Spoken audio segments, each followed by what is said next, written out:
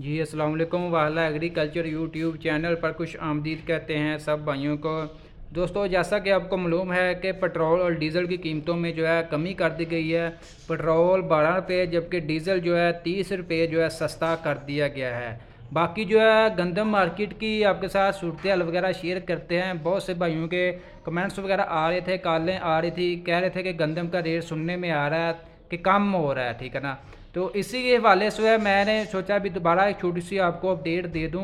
गंदम मार्केट में थोड़ी सी हलचल मची हुई है। कुछ स्मगलिंग जो है गंदम जो है वो हुकूमत जो है काफ़ी ज़्यादा जो एक्शन वगैरह ले रही है, छापे वगैरह मार रही है। क्योंकि जैसा कि आपको बता रहा हूँ हर वीडियो में कि सरकारी कोटा जो है मुकम्मल नहीं हो पा रहा, जिसकी वजह से हुकूमत जो है एक्शन ले लिया है, बाकायदा तौर पर छापे मार रही है। हुकूमत का कहना है कि अभी तक सरकारी कोटा नहीं मुकम्मल हो सका, तो गंदम आखिरकार गई कहाँ है। इस दफ़ा तो जो रिकॉर्ड पैदावार हुई थी उससे जो अंदाज़ा लगाया जा रहा था कि गंदम का जो हमने रेट सरकारी रेट यानी कि मुंतखब किया है, हो सकता है हमें मज़ीद कम करना पड़े।